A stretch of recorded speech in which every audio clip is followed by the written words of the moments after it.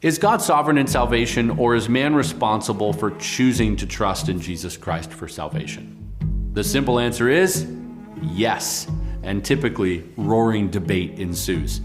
Dr. Joel Beeke is a renowned Reformed pastor and theologian who is recently sharing some wisdom on this exact subject with myself and some other pastors when he said something to the effect of, the hyper-Calvinist who only preaches God's sovereignty and doesn't believe in offering the free gift of grace to all will be a minister with hardly any new converts in his midst.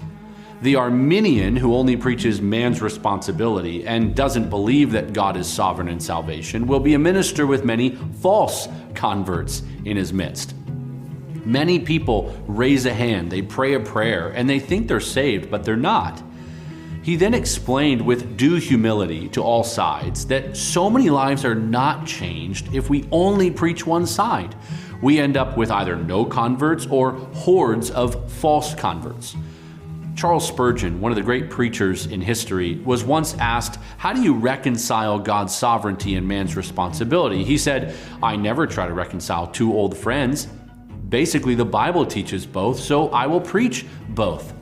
He then described sovereignty and responsibility as a train on dual tracks, that when you look down, you see both, but when you look in the distance, they are one. If there is one truth we should all unite on, it is this: God is the great initiator in salvation, and man is the humble responder. We don't make God save us. We all have to agree.